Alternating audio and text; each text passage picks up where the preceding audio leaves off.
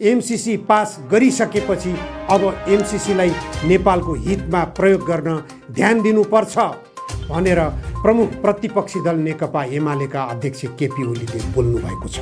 के यस्तो सम्भावना छ नेपालको हितमा एमसीसी सम्झौतालाई कार्यान्वयन गर्न अमेरिका बाध्य हुन्छ?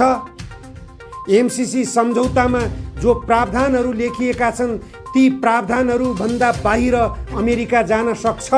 काठमाडौँ उपत्यकाभित्र केन्द्रित रहेर विभिन्न कार्यक्रमहरूमा उपस्थित हुने र कार्यक्रमहरूको उद्घाटन गर्ने काममा राजदूतको सक्रियता बढेपछि बुद्धिजीवीहरूले यसलाई राम्रो सङ्केतका रूपमा लिइरहेका छैनन्।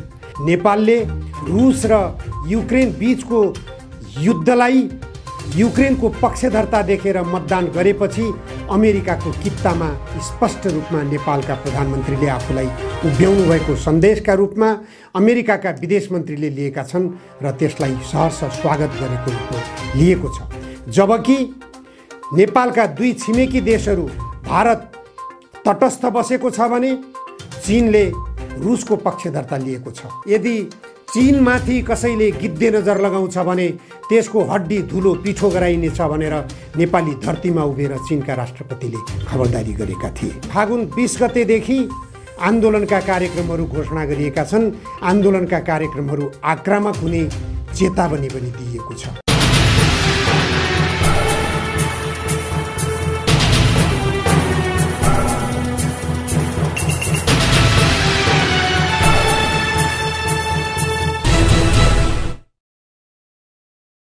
नमस्कार, जनधारणा खबरको युट्युब च्यानलमा यहाँहरूलाई स्वागत छ। आजको जनचासोको 275 श्रृङ्खलामा म उपस्थित भएको छु निमकान्त पाण्डे। आज 2078 साल फागुन 18 गते एमसीसी पारित भएपछि देश युद्धतर्फ जाँदैछ भन्ने सङ्केत मिलिरहेको छ। हिजो प्रधानमन्त्री शेरबहादुर देउवाको निजी निवासमा एमसीसी विरोधीहरूले एमसीसी को दलाल भन्दै निवासमा तोडफोड गरेका छन् र नाराबाजी गरेका छन्। यो सन्देश प्रत्येक एमसीसी पक्षधर नेताहरूको विरुद्धमा लक्षित छ भन्ने कुरा स्पष्ट हुन्छ। एमसीसी पारित गरियो भने देश गृहयुद्धमा जान्छ भनेर प्रारम्भदेखि नै दाबी गर्दै आएका र त्यो सुझाव दिँदै आएका सुझावहरूलाई पटक्कै पनि टेर पुच्छर लगाइएन, त्यसलाई सुनवाई गरिएन। त्यसको परिणाम, त्यसको बाछिटा अब नराम्रोसँग देखा पर्दै गइरहेको छ। सुर्खेतमा 2 दिन अगाडि नेकपा एमाले, नेपाली काङ्ग्रेस र नेकपा माओवादी केन्द्रका पार्टी कार्यालयहरूमा आगजनी गरिएका छन् र तोडफोड गरिएका छन्। त्यहाँ अहिले पनि कर्फ्यू आदेश जारी भइरहेको छ। यो अवस्थाले सङ्केत गरिरहेको छ देश एमसीसी को कारणबाट गृहयुद्धमा जाँदैछ, देश अशान्त बन्दैछ। यो अशान्तमय वातावरणलाई लक्षित गरेर सरकारले विभिन्न किसिमका दमनका हत्कण्डाहरू अपनाउन सक्छ। यता एमसीसी विरुद्धमा प्रस्तुत हुँदै आइरहेका र सडक तताउँदै आइरहेका संसद बाहिरका राजनीतिक दलका नेताहरूले आन्दोलनको घोषणा गरिरहेका छन्। फागुन 20 गतेदेखि आन्दोलनका कार्यक्रमहरू घोषणा गरिएका छन्। आन्दोलनका कार्यक्रमहरू आक्रामक हुने चेतावनी पनि दिइएको छ। एमसीसी पारित गरिसकेपछि यता अमेरिकी राजदूत र्यान्डी बेरीको सक्रियता बढेको छ। काठमाडौँ उपत्यकाभित्र केन्द्रित रहेर विभिन्न कार्यक्रमहरूमा उपस्थित हुने र कार्यक्रमहरूको उद्घाटन गर्ने काममा राजदूतको सक्रियता बढेपछि बुद्धिजीवीहरूले यसलाई राम्रो सङ्केतका रूपमा लिइरहेका छैनन्। प्रधानमन्त्री वा नेपालका मन्त्रीहरूको हैसियतमा अमेरिकी राजदूतले आफ्नो सक्रियता देखाइरहेको रूपमा पनि टीका टिप्पणी भइरहेको छ। यसैबीच अमेरिकी राष्ट्रपति जो बाइडेनले रुसले युक्रेनमाथि गरेको आक्रमणको निन्दा गर्दै रुसी राष्ट्रपति भ्लादिमिर पुटिनलाई तानाशाहको संज्ञा दिएका छन्। उनले हिजो मङ्गलबार सम्बोधन गरेका छन्। सम्बोधनका क्रममा उनले युक्रेनमाथिको आक्रमण कति महँगो पर्न जान्छ भन्ने कुरा पुटिनले आकलन गर्न नसकेको दाबी पनि गरेका छन्। तर अमेरिकी राष्ट्रपति जो बाइडेन आफ्नो अमेरिकाभित्रै अलोकप्रिय भइरहेका छन्। उनले विभिन्न किसिमका हिंसा र हत्याहरूलाई रोकथाम गर्न सकेका छैनन्। अमेरिकामा सृजना भइरहेको बेरोजगारीको अन्त्य गर्न सकेका छैनन्। मुद्रास्फीति चुलिएको छ। यो अवस्थाबाट अमेरिकी जनता बाइडेनप्रति असन्तुष्ट बनिरहेका छन् र बाइडेनको लोकप्रियता खस्किँदै गइरहेको अवस्था छ। रुस र युक्रेनको द्वन्द्वले गर्दा नेपाल प्रभावित भइरहेको छ। नेपालका प्रधानमन्त्री र अमेरिकाका विदेश मन्त्री बीच टेलिफोन संवाद भएको छ। यो संवादले पनि सङ्केत गरिरहेको छ एमसिसी सम्झौतापछि नेपालमा अमेरिकाको चासो हलक्कै बढेर गएको छ।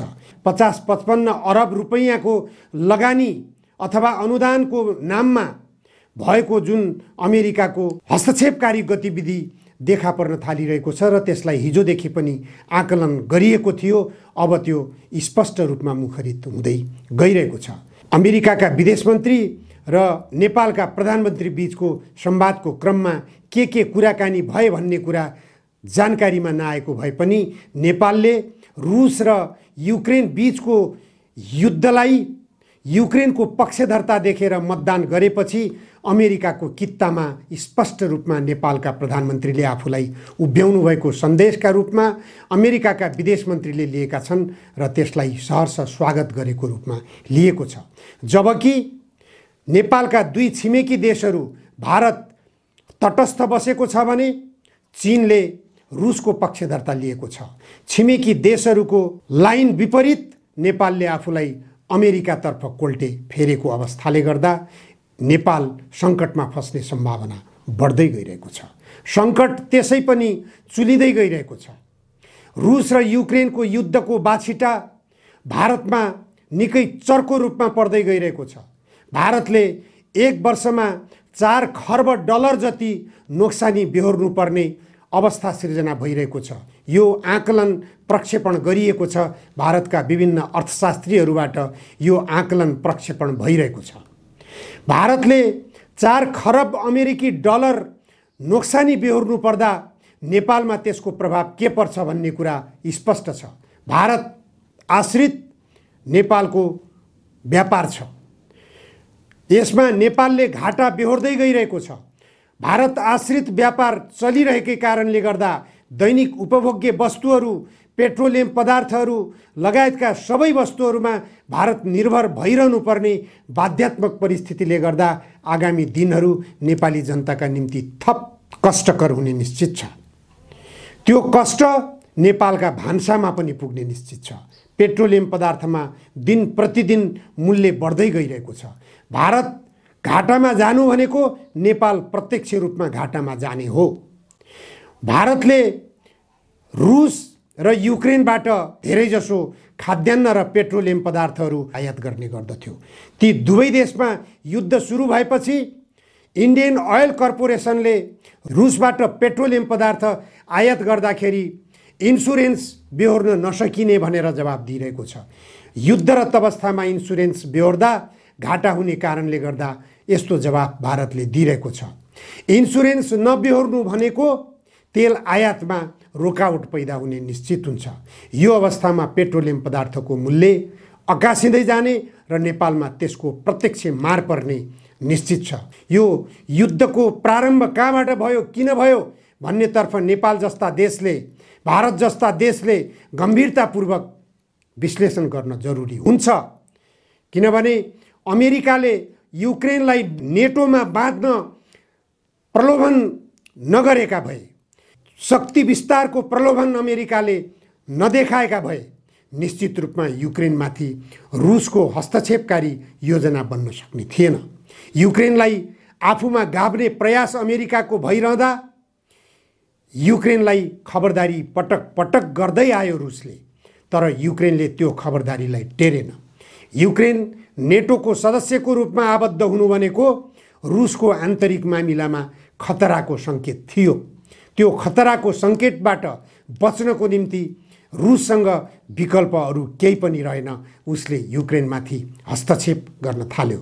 अहिले जो बमबारी सुरु भइरहेको छ, मिसाइलहरू आक्रमण भइरहेको छ, सर्वसाधारणहरू आत्तिएका छन्, मरिरहेका छन्, ज्यान गुमाइरहेका छन्। नेपाली नागरिकहरू पनि त्यहाँ अन्योलग्रस्त अवस्थामा छन्। केही नेपाली नागरिकहरूको उद्धार भइसकेको छ, केही नेपाली नागरिकहरू अझै पनि रुसमा तडपिरहेका छन्, छटपटाइरहेका छन्। यो अवस्थाबाट कसरी उन्मुक्ति दिलाउने, त्यसतर्फ गम्भीरतापूर्वक नेपालले मध्यस्थताको भूमिका निर्वाह गर्नुपर्ने ठाउँमा नेपालले युक्रेनको पक्षधरता लिएर वातावरणलाई उत्तेजित बनाउने र नेपालमाथि खतरा निम्त्याउने काम गरिरहेको छ। एमसीसीको कारणबाट भोलि अमेरिकी गतिविधि नेपालमा बढ्न थाल्यो भने निश्चित रूपमा छिमेकी देशको दृष्टि त्योमाथि पर्नेछ। यस्तो खबरदारी चीनले बराबर दिइरहेको छ। यदि चीनमाथि कसैले गिद्धे नजर लगाउँछ भने त्यसको हड्डी धुलो पिठो गराइनेछ भनेर नेपाली धरतीमा उभिएर चीनका राष्ट्रपतिले खबरदारी गरेका थिए। तर स्पष्ट छ, अमेरिका नेपालमा प्रवेश गरेपछि उसको निशाना स्पष्ट रूपमा चीनको विरुद्धमा हुनेछ। चीनको विरुद्धमा अमेरिकाको गतिविधि नेपालमा बढ्न साथ स्पष्ट हुनेछ चीनले पनि नेपालमाथि आफ्नो निशाना दाग्नेछ, निशाना लगाउनेछ। त्यो अवस्थामा नेपालको हालत के होला, नेपाली जनताको हालत के होला? एमसीसी पास गरिसकेपछि अब एमसीसीलाई नेपालको हितमा प्रयोग गर्न ध्यान दिनुपर्छ भनेर प्रमुख प्रतिपक्षी दल नेकपा एमालेका अध्यक्ष केपी ओलीले बोल्नु भएको छ। के यस्तो सम्भावना छ नेपालको हितमा एमसीसी सम्झौतालाई कार्यान्वयन गर्न अमेरिका बाध्य हुन्छ? एमसीसी सम्झौतामा जो प्रावधानहरू लेखिएका छन् ती प्रावधानहरू भन्दा बाहिर अमेरिका जान सक्छ?